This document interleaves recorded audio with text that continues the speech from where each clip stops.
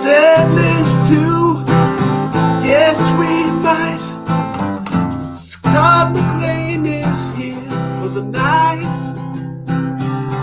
One love, but we're not the same. We get to carry each other. Ooh. Yeah. Nice falsetto there. I tried on that one, but I had to pick one. I think that stayed on the top 500 list. But yeah, welcome to episode number 2 of the set list. A little bit ago, we had Amaru Moses on, who we were talking about some Lupe Fiasco, among others. But we have a special guest, a person who is not from the movie trivia community.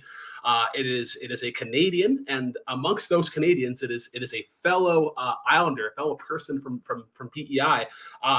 So a little introduction before. I met this person through work. They played in a couple of bands that are played here throughout the summer.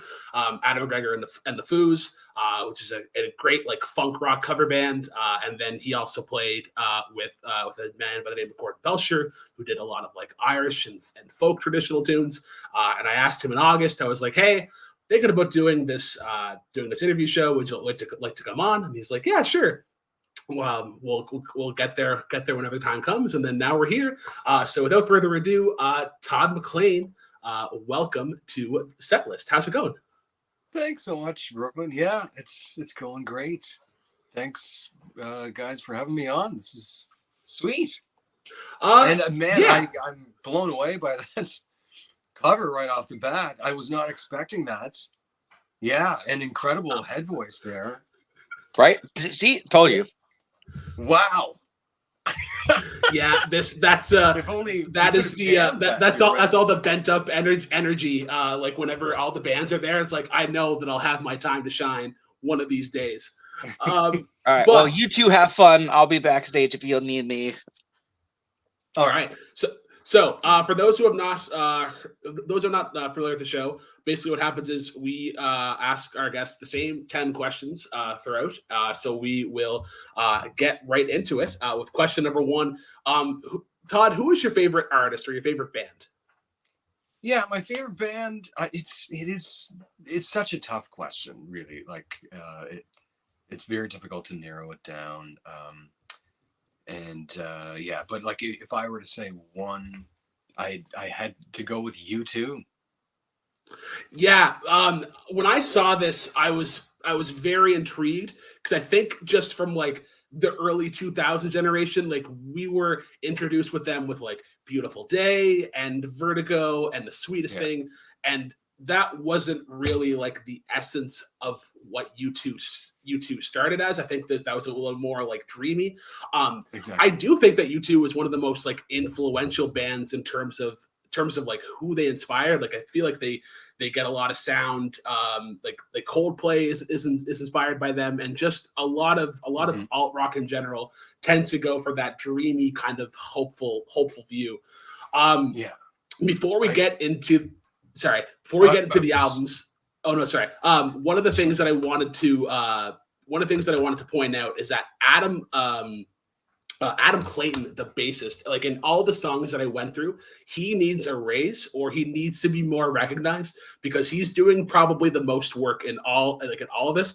Because seldomly does the bass line ever slow down. I feel like that's just kind of the chugging rhythm throughout it, and then that allows for the Edge to have that kind of light sort of flair that he has in his guitar, and then that leads to Bono just kind of being Bono, and whether he goes back now and says like, oh well, I'm embarrassed to listen to my own music because of the stance that I had and like kind of the way that I delivered my lyrics.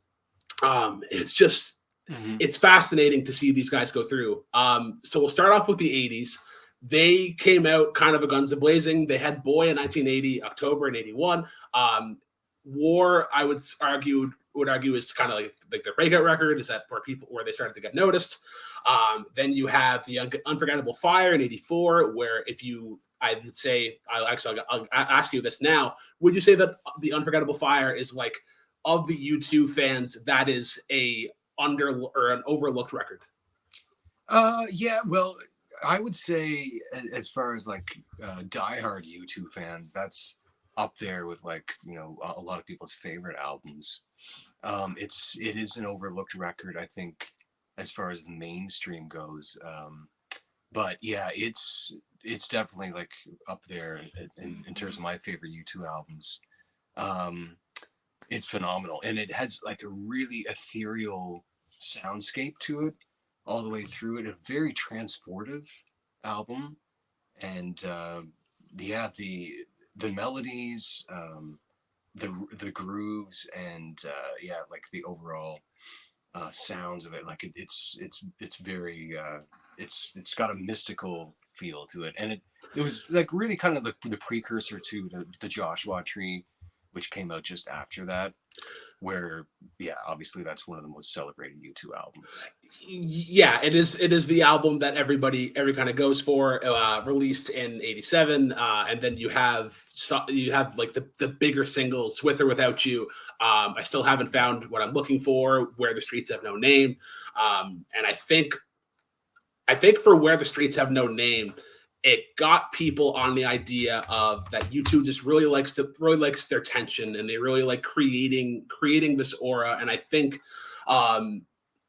that's where it benefits from them going, like seeing them live, or like in a concert setting, because I feel like that's where you get the most experience out of them. You then go to '88, which is Rattle and Hum, and this is sort of like a remix. They do some like, I think there's some live versions of other songs on here, and then this was paired with the documentary of the same name. And then we get into the '90s, and the '90s is kind of interesting for U2. Yeah, big time. Yeah, they have Actung Baby in '91. They have Zeropa, which is like this really satirical look at them, and it's like a very, very tongue in cheek. Your thoughts on this, and then I'm going to bring up something that I found out today, and I was just mind blown. Yeah, awesome, man. Actung Baby, I would actually have to say, is my ultimate favorite U2 album. It's a really tough decision between Joshua Tree and Actung Baby, but because of the all-out, just mind-blowing creativity of Actung Baby, and a big 180 turn that U2 did from the Joshua Tree, and then Rattle and Hum, yes, in '88, but then Actung Baby, when that came out in '91, it was not what people were expecting in any way. They just went down a complete other creative path that basically every song on that album is a gem. And yeah, I know a lot of critics will say that Actung Baby is you know, the best U2 album ever. And yeah, I would have to agree. And also, on a personal note, that album came out for me at a really important pivotal time musically, as I was really starting to formulate what my musical tastes were. So that was, I was born in '78. I'm actually 44 now. And so I was in basically like grade 9 sort of time when that came out, and Actung Baby. So I just listened the hell out of that album. And yeah, it was amazing. So like I'm just looking at the singles from Actung Baby just to refresh myself. We have like The Fly, Mysterious Ways, one which we riffed on the opening theme, but I could just like being in junior high and listening to Mysterious Ways, and just like how that could affect you, or like just like the sound in general, because like you had the grunge, and you had like the more hard rock, but then you had these guys, which was like, it was alt rock, but then like kind of like glam, I guess, because it wasn't that heavy, but it was different. Exactly.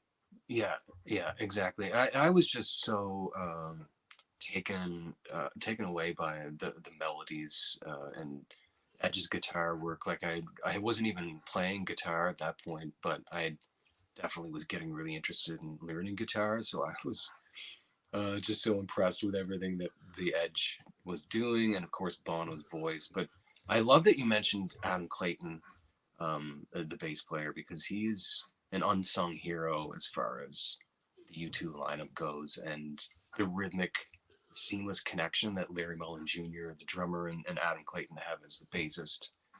It's phenomenal, and a key driving force as to why they're such a successful rock band. Yeah.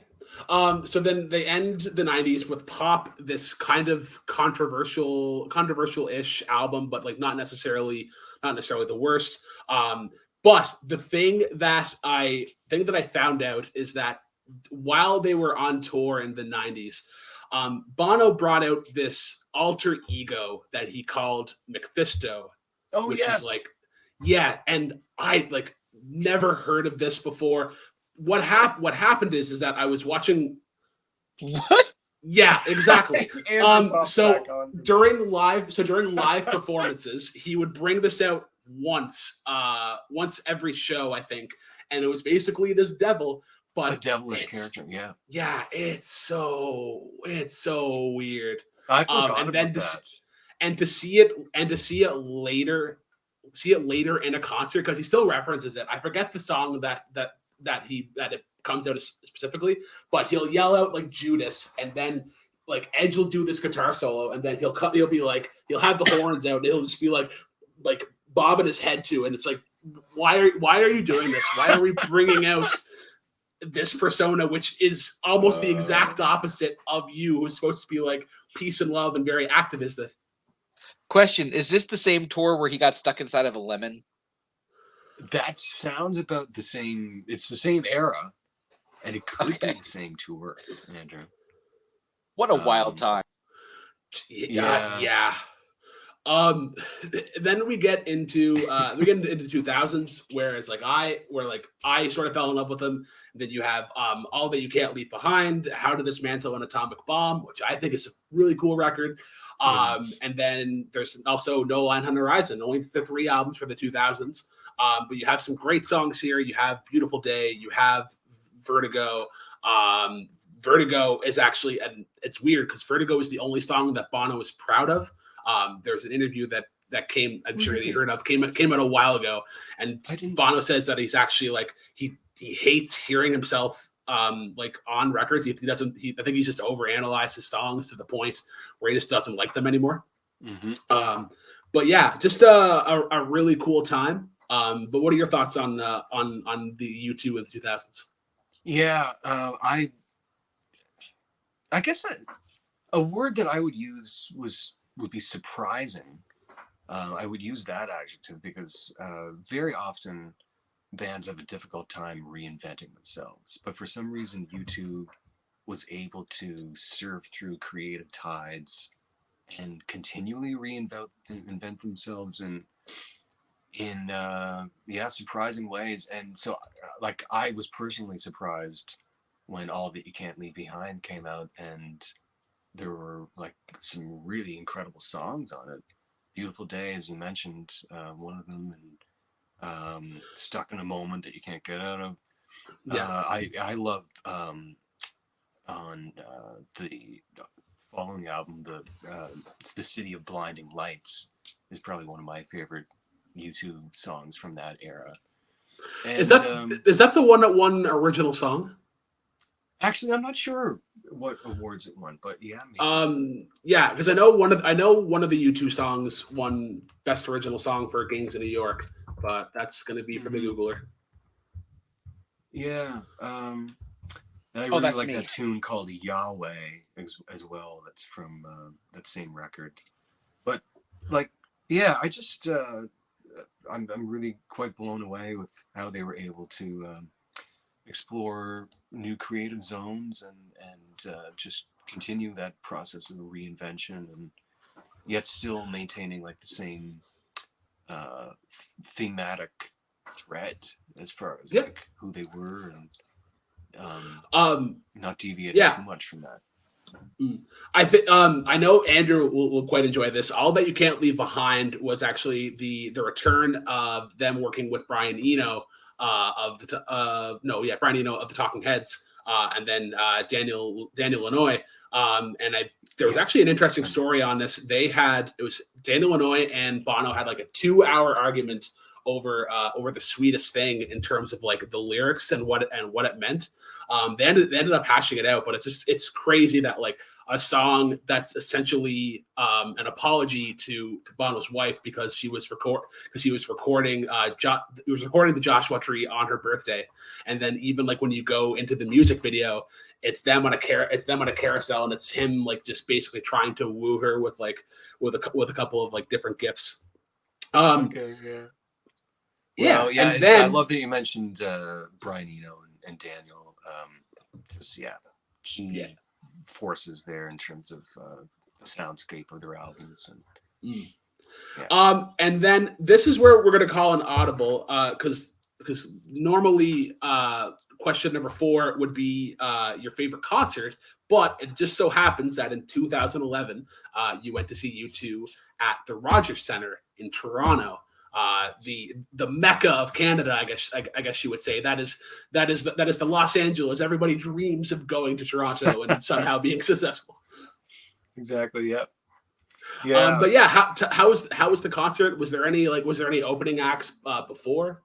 Yeah, Interpol opened for them, which was very cool. They put on an amazing show,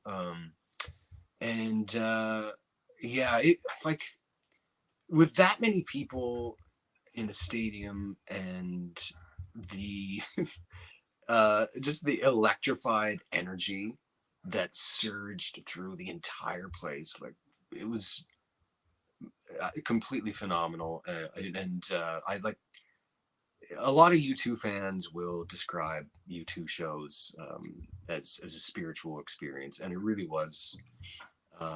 It was basically like going to musical church for 3 hours. My wife Savannah and I went, and it was completely euphoric. I did see them at the Air Canada Centre as well, which was I think 3 or 4 years before that. Actually it was. It was 3 or 4 years before that.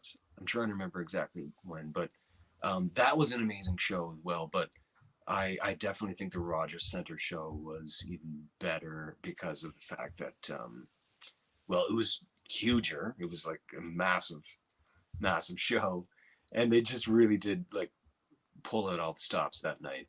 Where the Streets Have No Name, as you mentioned, from the Joshua Tree, that like to hear that song live in that massive of a space, I had chills basically for most of the song. Like it's and the way they do it too is mostly it's various spotlights around the stage and all kinds of different lighting work, but for that song, boom, like entire stadium lit up, lights all around where you can see the entire crowd jumping, putting their hands in the air, singing along. Bono just like basically sprinting around the freaking the walkout stage, the Edge just going crazy, and I'm getting chills right now describing it. It was absolutely unbelievable.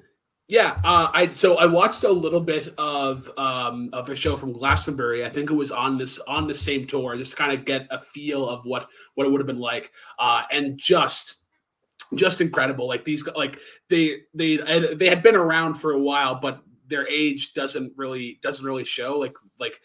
It's not like Rush, where like Geddy Lee has such a high voice, but it's just kind of withered over time. I don't have that same kind of feeling with Bono. And like you said, Adam Clayton and the drummer whose name I'm blanking on, Larry Mullen Jr. Yeah, just that's so important at that time. And then just the way that Bono carries himself. The one thing that I did notice that I find kind of silly is that anytime Bono has the guitar, he just doesn't know what to do with it. He's just so used to being like almost like Mick Jagger, just kind of like floating around, where it's like, okay, well, you need to do rhythm guitar. It's like, all right, I'll play it, but I don't know what to do with it afterwards. Yeah, exactly. That's so funny. I join in with. There's a lot of U2 haters, of course, and of yeah, a lot of people that certainly just kind of I think like I can understand all that, of course, and Bono with the way he is has a lot to do with that. I definitely have like rolled my eyes so much through my life about stuff that Bono does. Like it's just but I mean at the same time you can't deny that like musically it's phenomenal, what he does. Always pushing the envelope. But you go into like 3 years later, and I think that's where a lot of people in this community would kind of remember the impact of U2 was in 2014 and Songs of Innocence. And if you had an iPhone or if you had an iPad, they just got put on. It just got put on. Right. Didn't have a choice. It was just there. Thankfully, I think I was 2014. I was an Android person at the time, so just never had to experience this. Okay. Andrew, did you have an iPhone around this time? No, but I had the U2 whatever they're called. The Nano or the Shuffle? The Shuffle, yeah, the U2 Shuffle. Oh wow! I had the black and red U2 Shuffle. You actually had the U2 Shuffle, like it was... I did, yes. Wow. Okay. Yeah. Oh yeah. I was very proud of that. Actually, I had that for like 3 years. Amazing. Yeah. I remember this album. I remember this album being on there, and I remember thinking to myself, "Free U2 album, that's great." Then I listened to it, and I was like, "Oh man, I'm glad I listened to that the one time." I know that's basically like the reaction of most people. Like, "Oh, cool, free U2 album. Let's have a listen to it.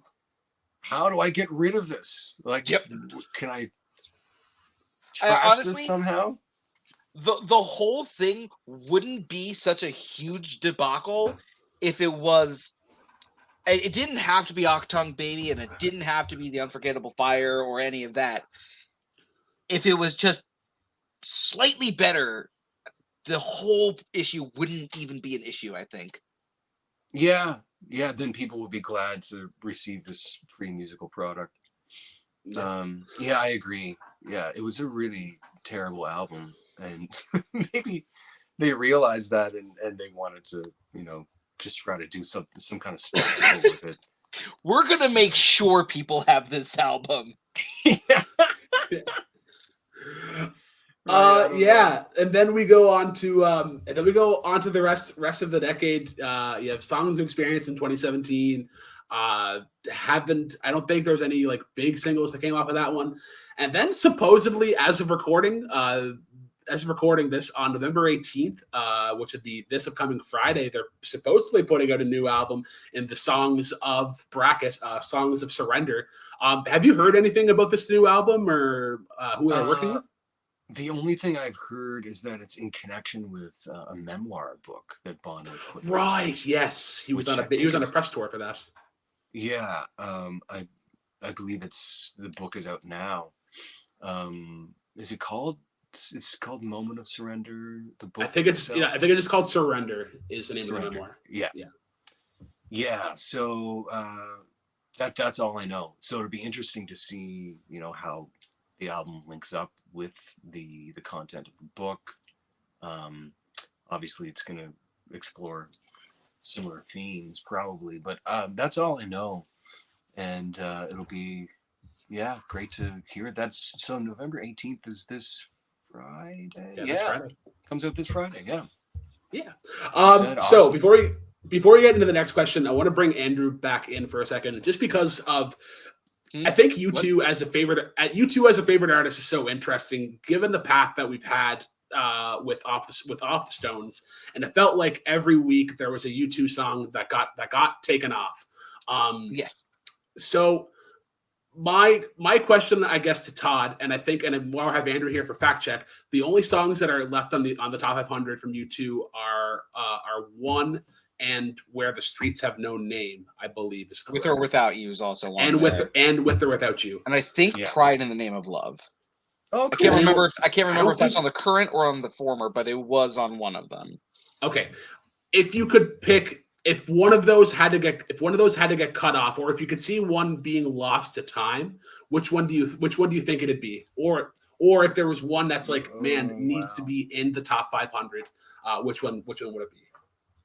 So like a song that's not in that list that should probably be in the top 500, or one of those that should be cut out? Yeah. That's the question? Yeah. So there was only 3. It was I Still Haven't Found What I'm Looking For, With or Without You, and One. Wow. Yeah, and so Where the Streets Have No Name is not part of it then. Yeah. Shameful. Okay. Yeah. Yeah, that is unfortunate, but understandable, because Still Haven't Found What I'm Looking For and With or Without You attained more success in the mainstream. And then One is the other one? Yes. Yeah. Okay. I mean, I would certainly say Where the Streets Have No Name should be on there. In fact, I actually Googled like what is the best U2 song a few days ago, and the answer that came up was Where the Streets Have No Name, interestingly enough. Oh. Yeah, I don't know what that's based on exactly, but I don't think I can choose one that should be eliminated from that list, because I actually feel that all 3 of those rightfully belong. Maybe, like, I guess probably I Still Haven't Found What I'm Looking For. I don't think it reached quite the level of success as With or Without You, as far as like overall, plays around the world and whatnot. But yeah, I will stand on my island that is the best U2 song. What's the best one? With or Without You? I still haven't found what I'm looking for. Yeah, I absolutely adore it. Yeah. Yeah. I think One is still my favorite, and in particular the duet that he does, or that they do with Mary J. Blige. I think she just adds a really nice voice to it. But I Still Haven't Found What I'm Looking For. The Disturbed actually do a surprisingly good cover of it. I've heard that. Yeah. It's not like quite as good as Sound of Silence by Disturbed in terms of that cover, in my opinion, but like they nail as well. Yeah. All right, on to question number 2. Your favorite song to dance to. Now you have two different choices here. You have one which is like, where the fuck did you find this, and where can I get more of it because it's incredible? And the other one, amazing. If you're from PEI, it makes complete sense. Yeah, so the one from PEI, I'll mention that first, St. Anne's Reel, which it is actually like, it's a well-known like fiddle or traditional instrumental tune outside of PEI as well. And but yeah, on the island, as far as like if you go to a ceilidh, which is like a traditional like Irish or Scottish flavored concert usually in a community hall, you'll usually hear St. Anne's Reel played on a fiddle, and people doing step dancing to it, which is what you would, for those who aren't from the Maritimes, that you would picture like basically like river dance, like Irish step dancing. Yeah. And in fact, I've actually been learning some step dancing over the past half a year or so. I teach music lessons. I'm here in my studio here at home right now. And so I teach piano, guitar, saxophone, and ukulele. And one of my saxophone students is a really great step dancer. So I actually said earlier this year to her, do you want to just trade lessons, and you can teach me some step dancing, I'll teach you saxophone. And so we do that now. Half of the lesson is me teaching her sax, the other half is her teaching me step dancing. And so yeah, I've step danced to St. Anne's Reel, and it brings me a lot of joy.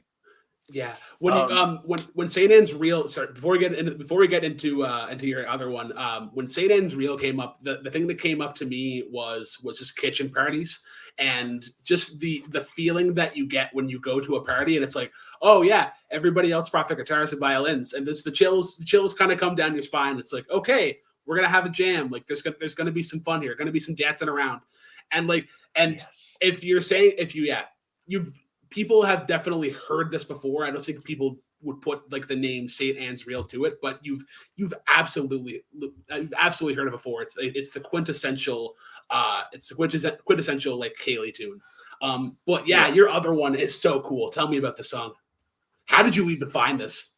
Well, I gotta give credit to Amanda Jackson, who's the lead singer of a band that I performed in for about 5 or 6 years here, and we recorded some albums. She's an amazing singer, blues kind of folk rock singer, unbelievable voice. Anyway, she and both her and my friend Trevor Grant, who's an amazing drummer here in the island, both of them found this album around the same time. It's called Laku Musique, and well, that's the name of the group that are from Haiti. That is, and they partnered up with this British dance. He's basically like he's a like a dance music artist from Britain. And yeah, his name's Joseph Ray. And so Joseph Ray produced this album that Laku Musique did. And Laku Musique is basically, I think they're like an 8 or 9 piece Haitian, unbelievable band of like, they do traditional Haitian music. And yeah, and so it's all done in this like ethereal soundscape of just amazing like keyboards and grooves, like kind of more techno grooves, but with like spiritual, like it's unbelievable. You hit the nail right on the head with like the spiritual vibes, but it's also a very techno song, and it doesn't stay in the same wave. Like the thing that I like about this is that I loved it right away, but I knew that there was more to come back to because of all the little tricks that it does in between the sections of beat. And I feel like whenever you're like, if you were dancing and then you kind of like, you knew that was coming up, that you'd have a little bit more sense of sense of the flow in the song. And then it just gets better so much on re-listen. I cannot recommend this song enough. Please go check it out. I feel like a lot of you guys would really enjoy this. Yeah, and actually the whole album, Brooklyn, is phenomenal. It's called Leave the Bones. Okay. And yeah, I would recommend listening to Leave the Bones, the entire album. It's incredible. And yeah, this Joseph Ray guy he's obviously incredibly talented to be able to synthesize what Laku Musique does and then like expand it into this like these unbelievable dance grooves. Like it's so awesome. All right, on to question number 3. What is your favorite song on the current Rolling Stones Top 500? Yeah, well, I had to go with Bohemian Rhapsody there. It's like when I'm asked a question like this, again, it's just so difficult because like the songs that are on there in all these different eras, there's so much merit in all these different styles, like styles, eras, all the different artistry. There's so much merit all across the board. But as far as Bohemian Rhapsody goes, I just feel like that is probably the greatest rock masterpiece, that, in my opinion. Yeah. Like I was thinking about it, for example, recently I thought of this idea for a story involving time travel, a la Bill and Ted's Excellent Adventure, which that's awesome. So that-esque, but like going back, I don't know if you remember from the movie, but they bring like Beethoven into like modern days. Yes, and he's, playing on a synthesizer and like in the mall, and he's like going crazy, loving how many different things he can do on a synthesizer. I just love that idea of trying to unite like genius classical musicians somehow, like through time travel, with the music of today. And if I were to somehow do that, like to be able to time travel to show some, some of our modern music to classical musicians like Mozart or Beethoven or Haydn, I would want to play them Bohemian Rhapsody, because I think they would like be so impressed with what's going on musically, and probably like there's so many like classical elements there, but the way it rocks so hard, like I imagine how that would be for them. It would be so mind-blowing. Absolutely. I would I would love them to hear this, and like I think Purple Rain would be the other like just like rock masterpiece that I would kind of put up in that same vein. But Bohemian Rhapsody, it's incredible. It's been talked to death. Like the harmonies in the intro, everybody singing along. Is this like lyrics that just grab you right away? Is this a real life? Is it just fantasy? Brian May's Brian May's solo, like it's kind of quintessential for his style. The little break in between. My favorite thing to come out of Bohemian Rhapsody is the Muppets version of Bohemian Rhapsody, which came out, I want to say, like 7-8 years ago, and it's just it's great. I have not seen it before. Oh, it starts off with Gonzo and the Chickens, and then it cuts to like Animal. But like every Muppet really has a kind of a moment to shine, and it's just so tongue in cheek, and like it's very fun to kind of watch. But you see this. Yeah.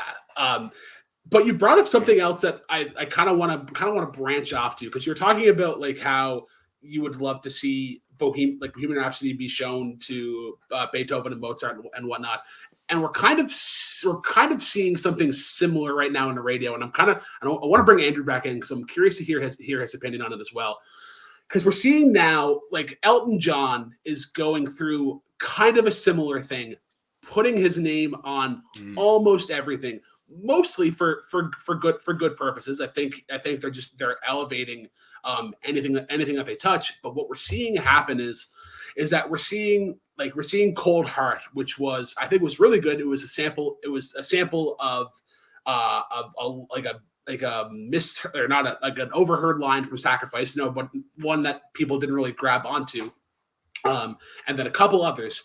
But then you get into this Tiny Dancer remix, which is like just a disco-fied version of Tiny Dancer with not a ton being added to it. So I'm curious as to both of your thoughts.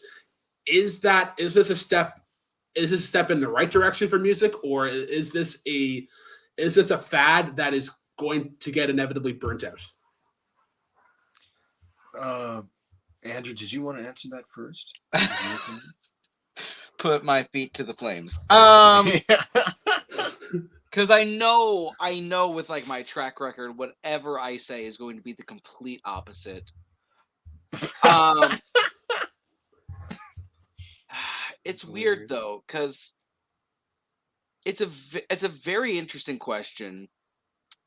Because I think in some mediums, it's more than a fad. But I think when it comes to like the radio and streaming and popular music as like a whole, I think that this is just like kind of a flash in the pan. I think Cold Heart was such a unique moment, in the sense of stuff like that doesn't normally become as big and successful as it was. And for this Tiny Dancer one to kind of be doing the same thing, but not quite to the exact same level. That's my thoughts on it. Yeah. Yeah, to expand on that, like, I would say, as far as like it's a cover song in a way, yet the original artist is also part of this newly done version with Britney Spears, and the song is also like quite a bastardized version of it, because it's just so it's candyified to the extreme.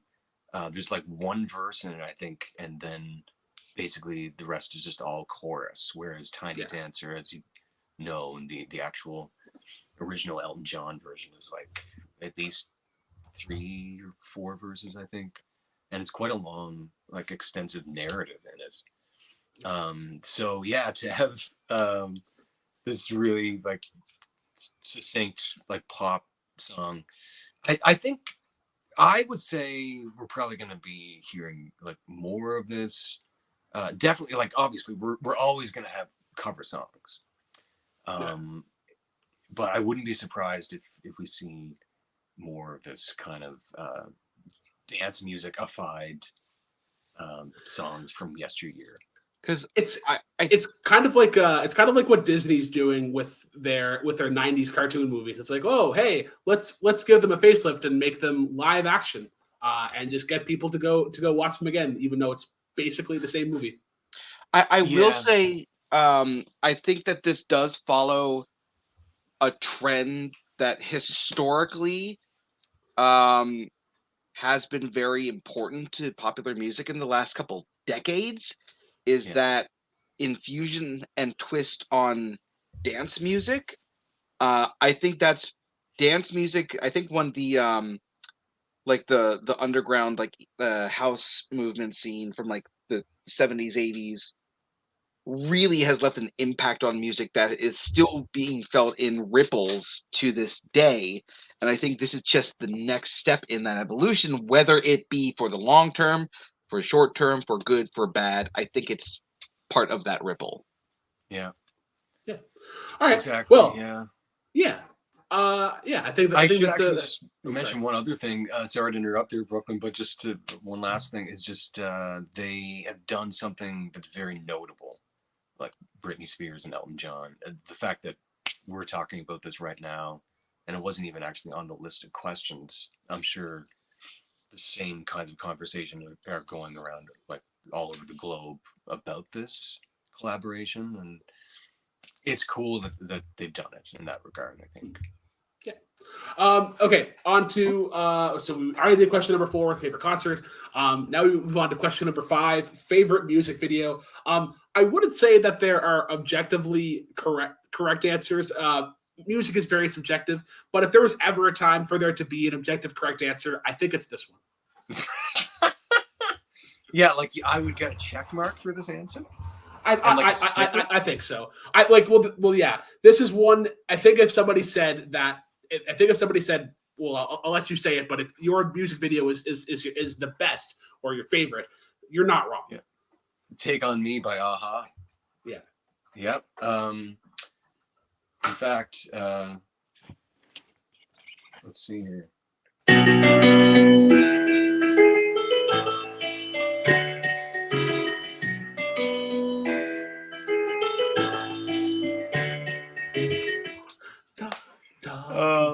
It's such an amazing song. That riff is incredible, and the singing in it is mind-blowing. But the video, I mean, first of all, I'll just mention personally, like I was a kid when that song came out in the mid '80s, and the video show that we were able to get it when we only had 2 channels here in the country on PEI, it was on CBC. It was called Video Hits, and it was on at 5:00 p.m. on weekdays, a half-hour-long show, and it would play, basically like 5 videos or whatever each show, and that video was played on Video Hits just all the time, of course, for like a year or so. So I have these, and because there wasn't very much on TV, we'd be watching that, and I had an older brother and sister who were, in their teens and very much into rock music. So yeah, like I have those images ingrained in my head from the video. So on a personal note, I just love it that way. It was really enchanting for me as a kid to be watching that, and also, of course, to be into comic strips and whatnot as a kid. And then the concept of the video is, of course, the girls flipping through the comic strip in the diner and then gets absorbed into the comic world, and the way it's done, it's just, for the time, it's really done amazingly, like with the combination of the drawings in real life. Yeah, it's aged really well. I think like the use of the sketch and that basic animation, I think just holds up really well. Like you were talking about, like the music video, she's in a cafe reading comic strips, and then she gets pulled in, and I think that's kind of interesting to look at now, given what we've gone through with like comic book movies, and how like because I feel like there's an angle with that where it's like, oh, is this a commentary on like comic books and like that form of media, and how it's just kind of it grabs you right away. But like there's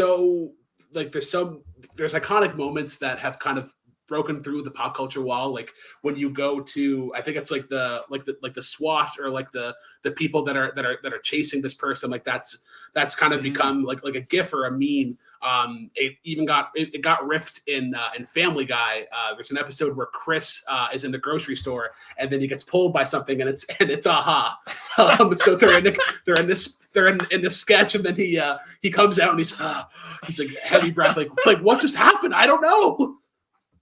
But yeah, if you haven't listened to the song or the music video, go check it out. I think the last like big cover that got done by this is Weezer from their TL album. I think that was if Africa was the breakout single for that album, I think this was like the second one that kind of came out with it.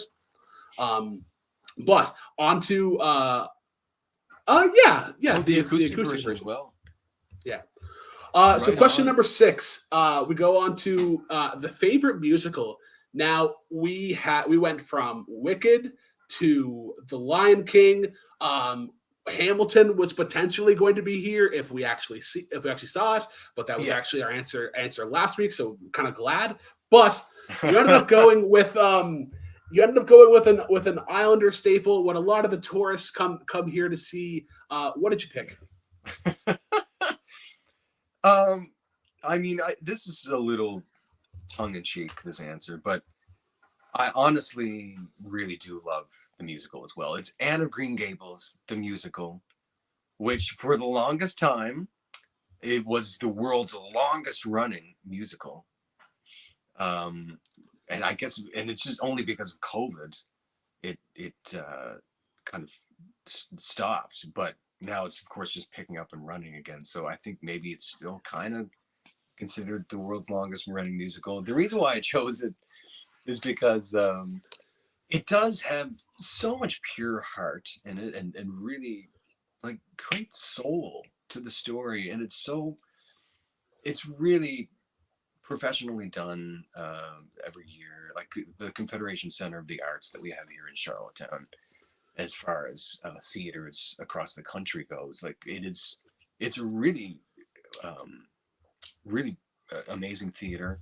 It seats 1,200 people, and often for the Anne of Green Gables shows in the summertime, it's a sellout. People love going to see it, and it's an enchanting story that's timeless, I think. And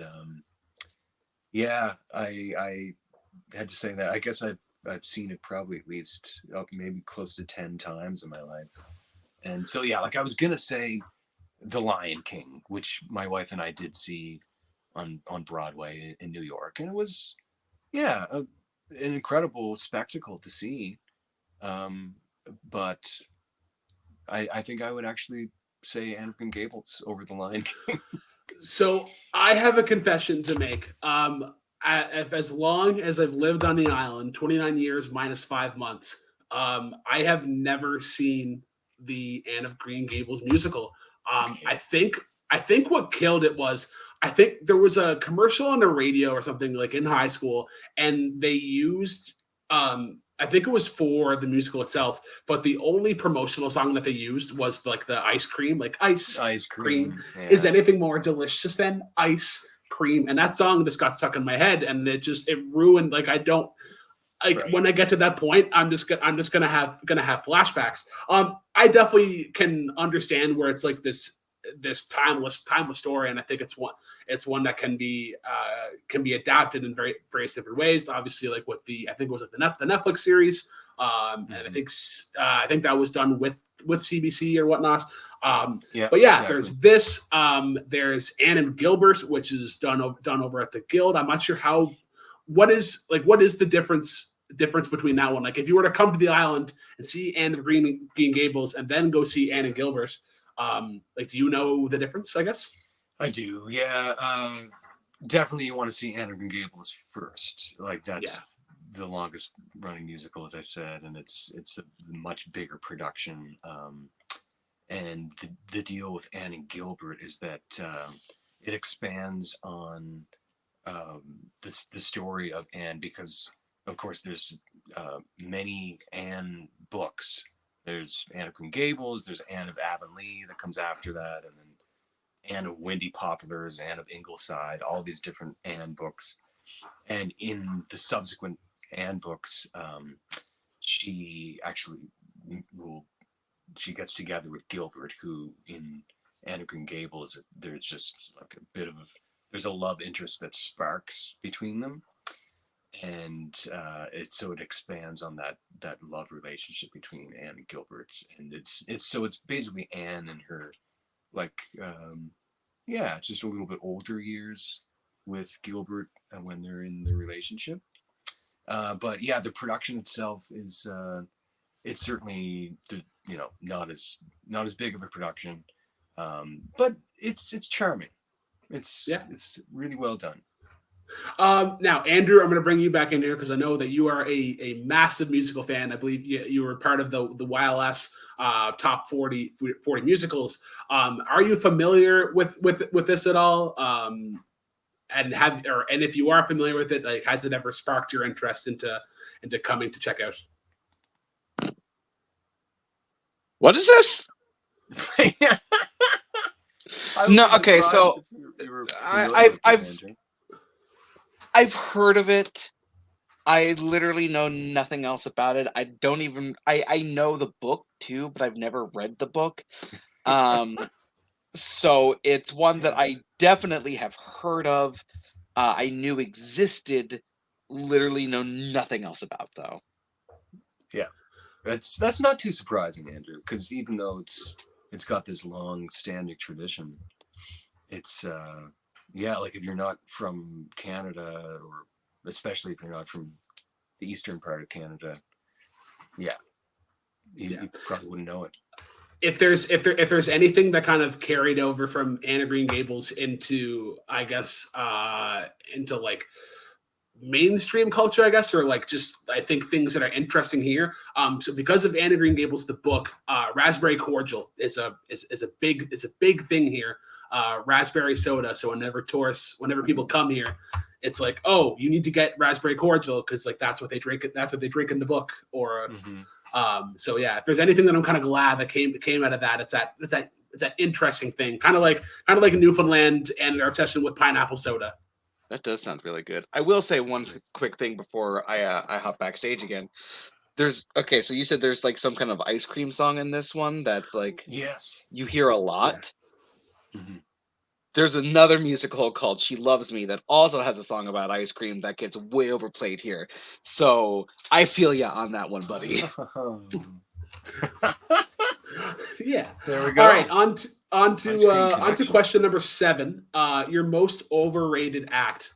Now I had never heard of this person prior to the list, but when doing research, I understood just because of where they came from. But tell us about your most overrated act. Well, yeah, this I found to be a difficult question, honestly, because, like, I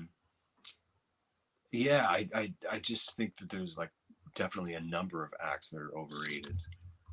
But yeah, my wife Savannah and I were watching Saturday Night Live a couple weeks ago, which we often do. We pretty much most Saturday nights, if we're home, if I don't have a gig, I'll be watching SNL. And and so it got to the point where it was time for the musical artist. And normally what we do is turn it up so that we can hear it better. But after about like just 30 seconds of it, like, my wife was just like, could you just mute this? Because like there's really no point in even listening to this because it was just so boring. The answer I gave is Steve Lacy. He was on SNL on November 5th. And yeah, so unfortunately I'm only basing this on like what I saw on SNL with his live performance. I actually did not even bother listening to any of his recorded music. So he may actually, yeah, he has a huge hit in the States. He may have some like incredible recorded music that I'm just like passing over because I haven't even dove into it yet. But just based on his live performance, and it was fresh in my head, and I thought, well, I'm just going to say Steve Lacy because he seems overrated. Like both my wife, Savannah, and I, we both concluded the same thing, that we thought he actually just bought his way on to the SNL performance somehow. Oh, wow. Yeah, that's what we were both thinking.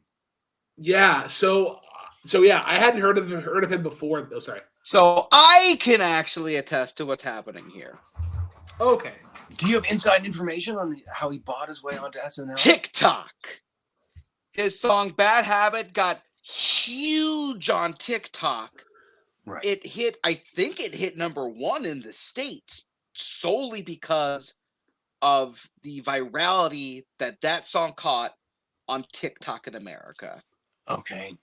TikTok. Yeah, whenever I was doing my research, I came to the conclusion that he got famous on the TikToks, which for my generation, among others, which is TikTok is basically what if Vine never went away, which I think is why I don't use it, because there was nothing wrong with Vine to begin with. Right. Plus, I went and watched this. I went and watched this performance. It was Amy Schumer that was hosting, right? Mm-hmm. Yeah, I'll agree with you. It's boring. It's not like anything original. It's not the worst thing in the world. Like it's listenable. But yeah. Say what you will about his design. Like you do you. I think the glasses were interesting. They obviously they make him stand out. The one thing about this performance that I still don't quite understand is the drummer's setup. And if you go and watch this setup, if you watch the performance, basically it's like it has the drums here, but then has the cymbals so fucking high, and it's like it like has to be like ding ding pop. But then as you keep watching, because you'll watch him, he'll play clearly a cymbal here, and then he'll play a snare here, and then through the song he'll play what sounds like a snare, but it's also here. So as I'm watching it, I'm like, first off, has his cymbal set egregiously high, but also has 2 snares on their kit, and it just like there's unorthodox, and then there's excessive. I guess you would say. Right. I'm don't trying to bring up the image on my computer here right now to see if I can see what you're talking about. I for some reason didn't take note of that. No, it was the first thing that I noticed. I was like why? I get there's trying to have like a little bit of grace when you're hitting them, but yeah, very. It looks like it's maybe like one of those motorcycles that has like the the high bars or whatever. Which even if we're talking about that, how do your arms not just turn to rubber after like an hour's worth of driving? Yeah, I know I don't understand that. You would think all the blood just flows down as you're grooving along. Yeah. All right, on to question number 8. So in a way to kind of honor the source of all this content, we're a massive movie trivia community, so there's a lot of movie lovers here. So I wanted to tie it back into movies. And so, what's your favorite score in a movie? The Lord of the Rings is my answer, and of course I need to specify the Peter Jackson, 2000s. Not the animated version from the 80s. Not the animated version from the 80s, no, and not the recent Amazon Prime series. No. Which I don't know if you've watched that, but I haven't, but I've heard it's like it's mixed to good. Yeah. Production wise, they just they spent over did you hear it was over $1 billion that they spent in the production? I mean, it's Amazon Prime. Jeff Bezos got a lot of money, so it doesn't surprise me. Yeah, and I mean, when you do watch it, it's understandable how it is that much. I mean, first of all, with how expensive everything is these days, production costs have gone way up. But it's like there's a lot of content in that series. But anyway, getting back to the score, with those movies that Peter Jackson did, really, it's just incredible work all the way through it. And of course, there's some key themes that everyone knows, like the I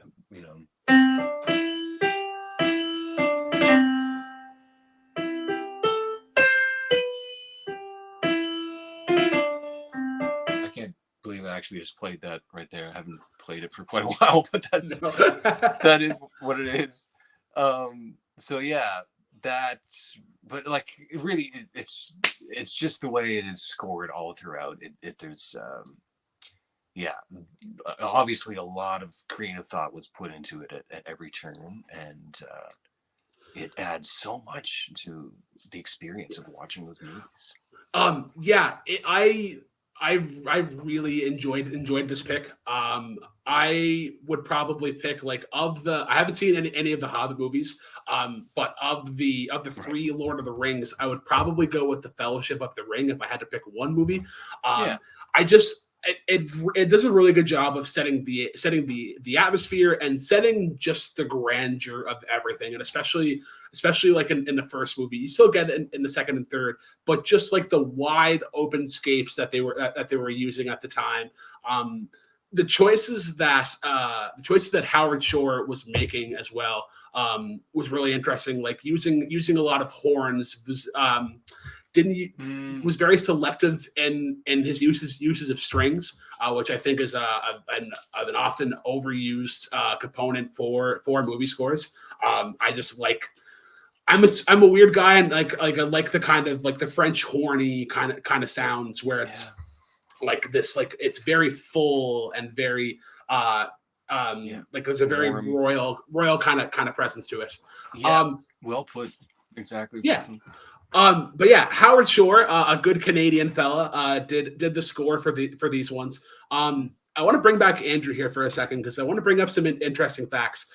So first score that brought Howard Shore into the limelight, I would say, is The Fly, the remake from '86, and I think that's really interesting because I think for the Lord of the Rings scores to work really well, you need that kind of background with horror, and I think that's also kind of hand in hand with Peter Jackson, given his experience with the genre at the time.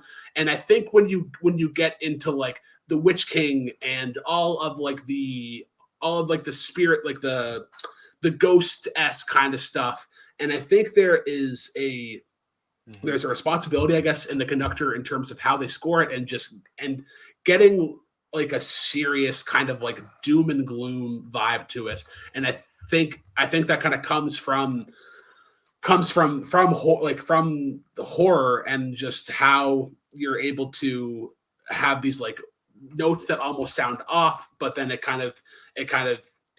fits the theme. But on top of doing The Fly, Howard Shore also did Big, did The Silence of the Lambs, did Mrs. Doubtfire, did Ed Wood, okay. Seven, which is another like great choice. Also did one of the Twilight movies, Twilight Saga Eclipse. Yep. Sure did. So that's definitely but just one of the best parts of that trilogy, I think, is the score and the various themes. Like you have like Gollum's Lullaby. I know is a fan favorite among those that are what's the term for Lord of the Rings fans? Like Star Trek has Trekkies, or like Lord of the Rings, are they just hobbits? Nerds? That's a good question. Hobbits, lorders, Shires? I don't know. The Shireheads. Yeah. On to we'll move on to question number 9. Did you have anything to add to that, Andrew? Oh, sorry, Andrew. With the scores or?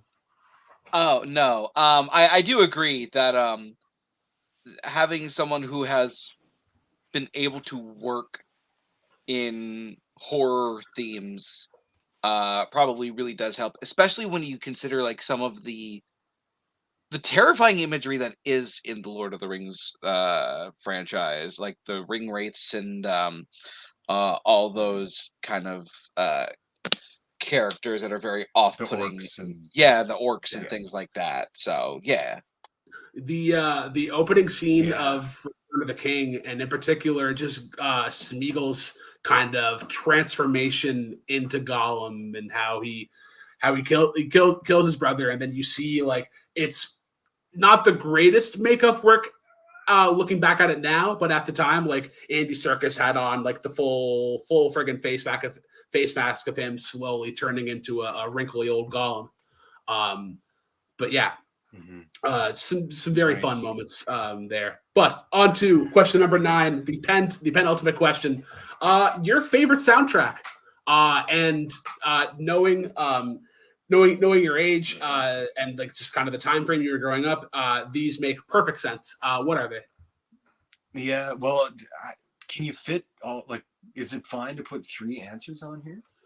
I can't see why not. So the way I answered it was I said. Either The Breakfast Club with Don't You Forget About Me by Simple Minds and all that stuff, or When Harry Met Sally,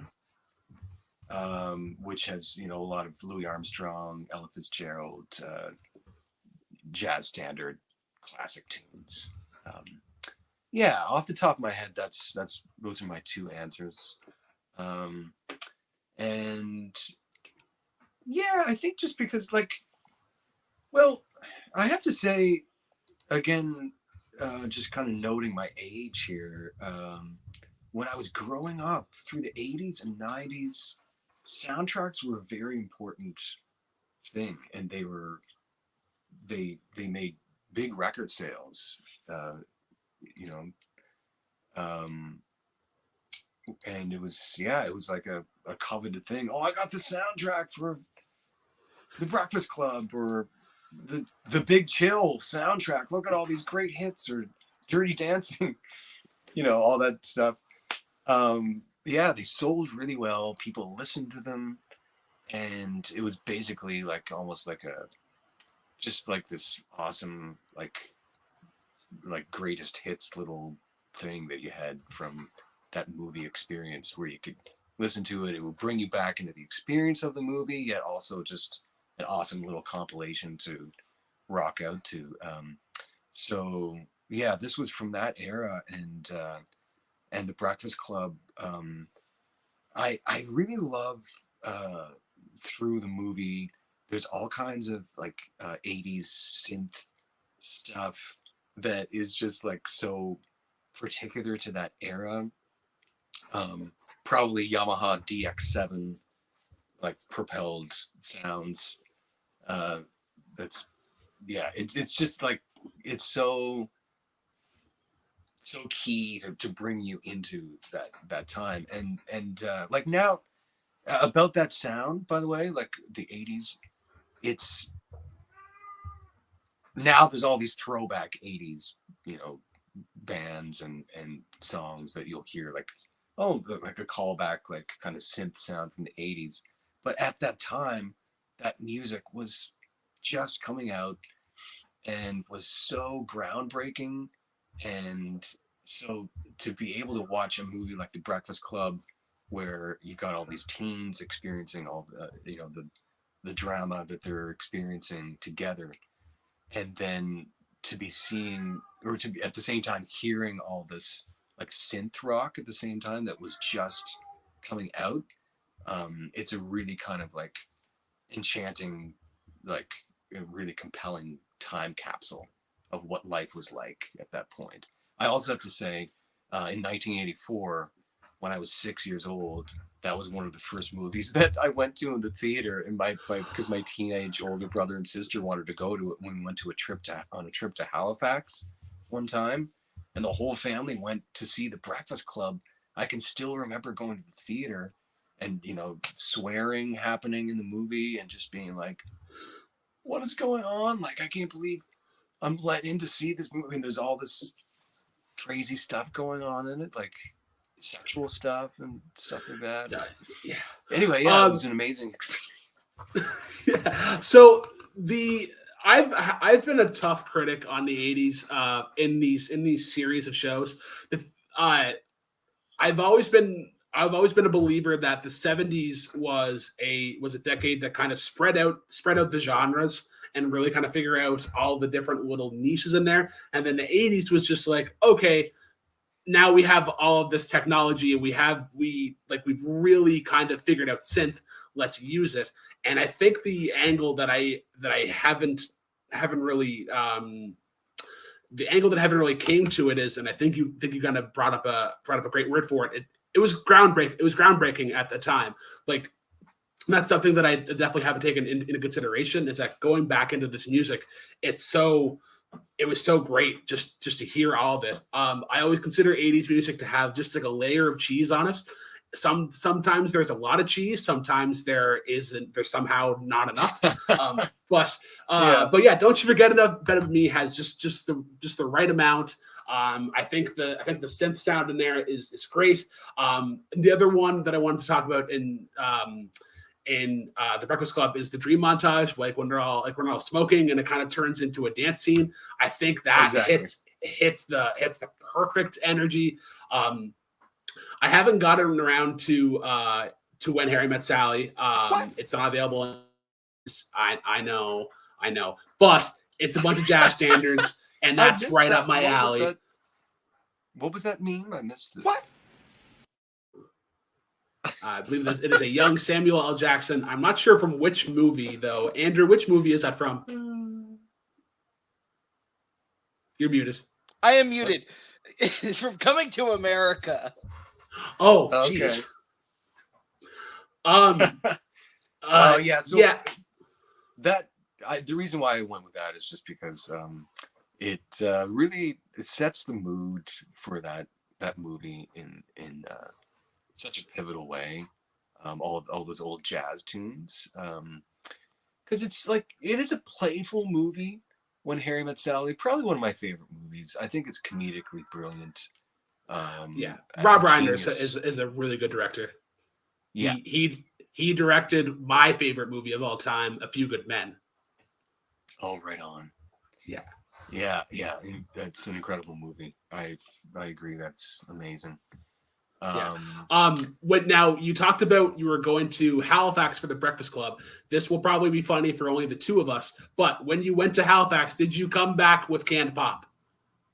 Because back then, probably, when you left the island, you came back with one of two things. You came back with fireworks, or you came back with either canned or plastic bottle pop. That was a treat. That's exactly it, because we had only bottled pop here for the longest time. Yeah, which is weird now, because I'm getting to that age where I almost want to see it back again, because I feel like that makes more sense environmentally, I guess, as opposed to all the plastic and cans. But that's neither here nor there. Mm-hmm. Yeah, I was upset actually on an environmental note when the glass bottles went out, which I think was around 2006, 2007. I was in junior high. Okay, yeah. But yeah, we probably did bring back canned pop at that time in the mid 80s. I'm sure we did. Absolutely. All right, on to the last question. Your favorite song to perform or sing.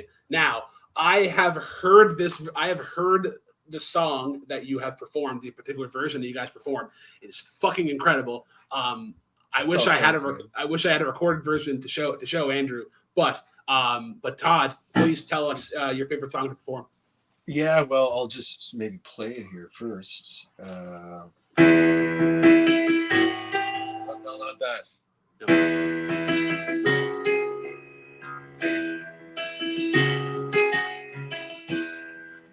That riff is from Dancing in the Dark. Yeah, he's grooving it up here right now.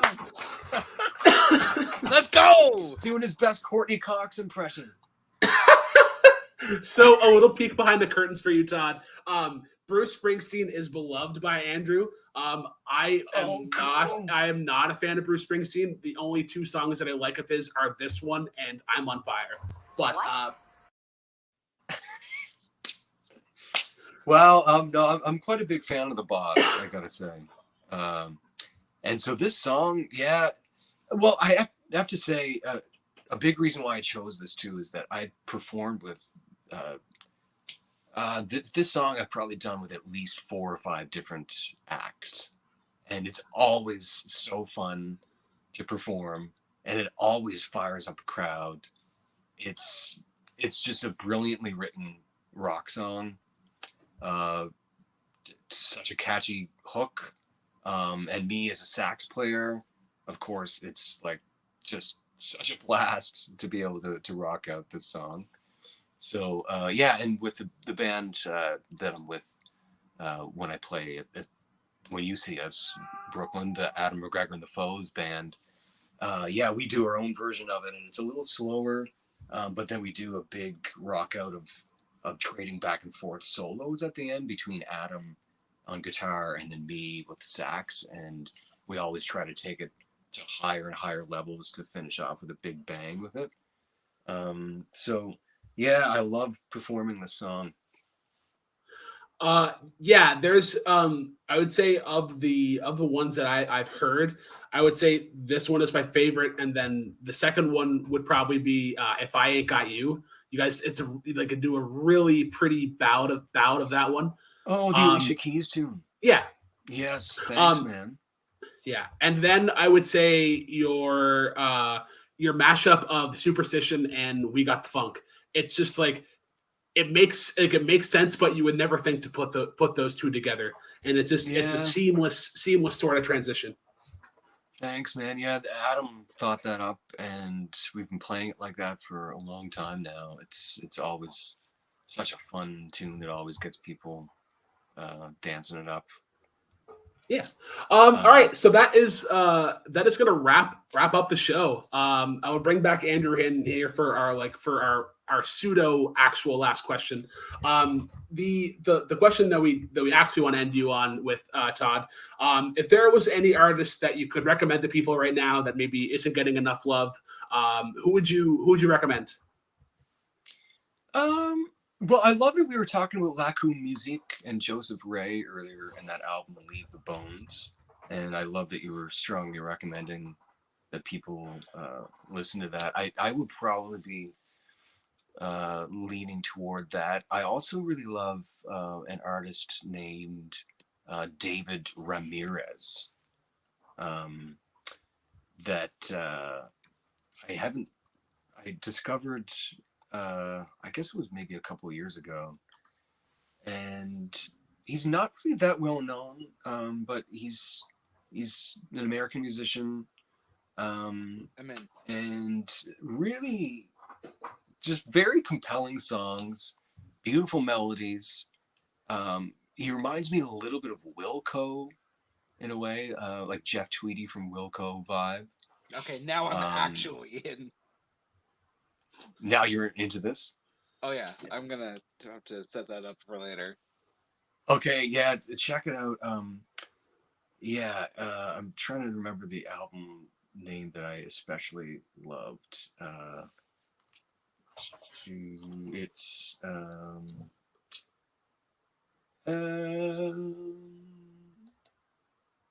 actually, I thought it would come up here with a quick search. So it's David Ramirez. Mm-hmm. Let's see, we got Backslider, we got My Love is a Hurricane, We're Not Going Anywhere. We're Not Going Anywhere. Yeah, I love that album.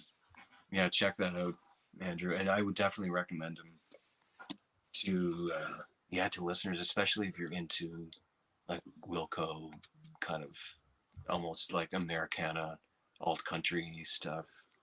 Oh yeah, you hit a sweet spot with alt country. There's some big Jason Isbell fans in the room. So right on. Okay. Yeah. Oh yeah. Oh, you say alt country, and I will immediately at least give it a listen. Okay, sweet. I think you're gonna love it, Andrew. And please let me know what you think of it. Yeah, we'll do. Yeah. All right. So, Todd, thank you very much for coming on. It was a pleasure to have you. It's always great having another musician on here to kind of get that same vibe. But this was amazing. Yeah. If there's anybody that you would like to hear on this sort of interview show, or any other kind of like island musicians, who would you like to see in this format? Oh, great question. I think it would be awesome if you interviewed someone like Tim Chasen from the Tim East Chasen, Pointers. pretty cool. Yeah, they're, a Juno award-winning group from PEI. Junos are the equivalent, like our Canadian Grammy Awards, basically, right? For those listening from the States. So Tim Chasen from the East Pointers. I would also maybe recommend who else would be good? Maybe Dennis Ellsworth. Okay. That name sounds familiar. Yeah. He's an award-winning singer-songwriter from PEI, and he listens to just a ton of music. And then I might also recommend, because of like the content about the musical scores and about musicals, stage musicals, maybe it would be great if you interviewed, someone from the Charlottetown Festival. Okay. Actors, Interesting. Yeah, I'm trying to think of. Yeah. My claim to fame with Tim Chasen is that I played with him at my uncle's wedding. He led the music that day. So it was fun. We kind of had like a mini Kaylee at the reception. And I remember my dad and we just kind of got there playing. I had my bass, my dad had the guitar, and we were just kind of like looking over. It's like, all right, well, we're not quite sure what he's playing, but we're going to follow along the best that we can, because they fly. Yeah. Yeah. He's an unbelievable musician and a really nice guy too. I think he'd be a really great interview for this. Yeah. If I think of other people though, I'm gonna send it your way. Okay. Thank you very much for coming on. Once again, we were on the video store. Andrew, I don't think we didn't put the banner on. Reminding people to do one very important thing. Oh yeah, that's right. Buy our shit. To buy our shit. We have some shirts. tpublic.com/the video store. There's a bunch of other shows to check on here. But for Andrew, for Todd and myself, cheers, guys, and as always, drive safely.